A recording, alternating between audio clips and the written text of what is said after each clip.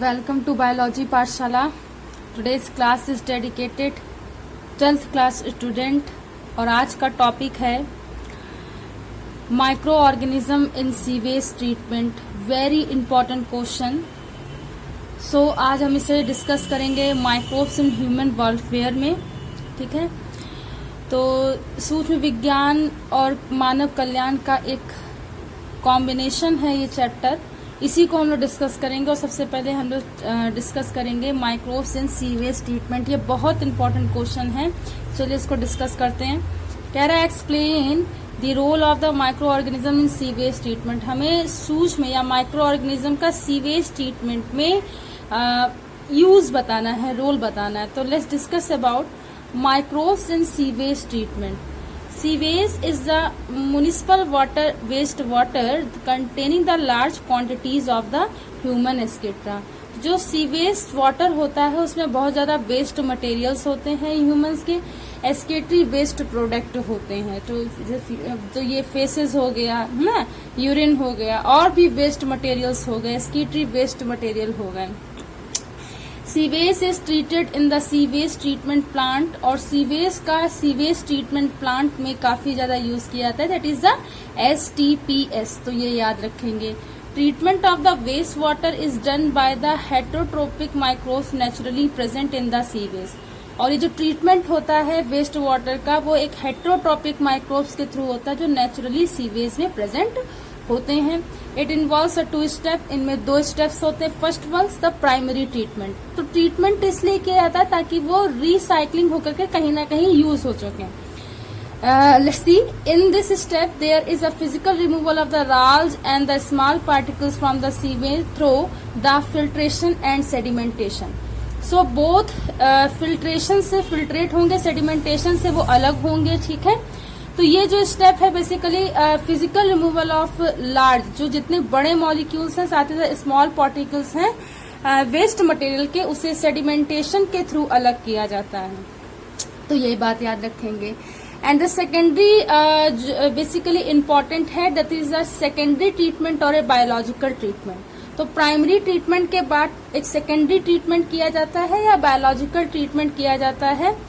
The microbes decompose the major part of the organic matter in the effluent. So बहुत सारे microbes जो होंगे वो डिकम्पोज कर देंगे मेजर पार्ट ऑर्गेनिक मैटर को. बहुत सारे ऑर्गेनिक मैटर को वो क्या करेंगे, डिकम्पोज कर देंगे.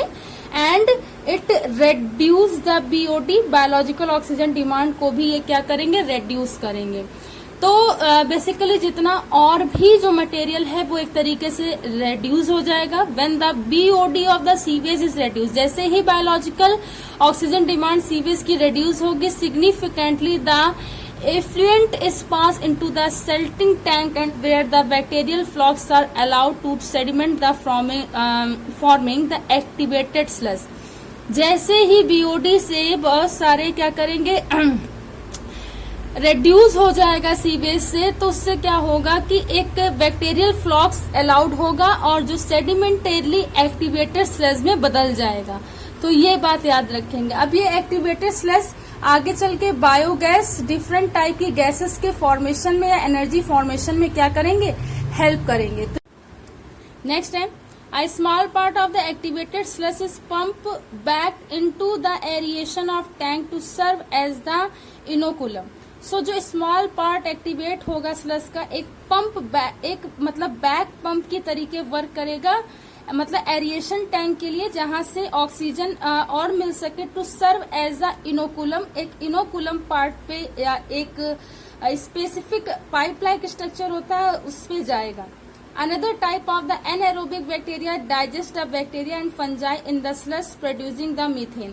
और कुछ अनदर टाइप के एनारोबिक बैक्टीरियाज जो होंगे वो डाइजेस्ट करेंगे बैक्टीरिया एंड फंजाई को, जो स्लज को प्रोड्यूसिंग कर सकें, जो बायोगैस के फॉर्मेशन में हेल्प करेंगे, like a methane, hydrogen and sulphide, carbon dioxide, जो बायोगैस के फॉर्मेशन में हेल्प करेंगे. Can be a use as a source of energy, और इसे सोर्स ऑफ एनर्जी में भी यूज किया जा सकता है as it is a inflammable, और इसे बर्निंग के लिए भी यूज किया जा सकता है. ठीक है, ईंधन और फ्यूल के लिए भी इसे यूज किया जा सकता है. तो ये है माइक्रोब्स इन सीवेज ट्रीटमेंट.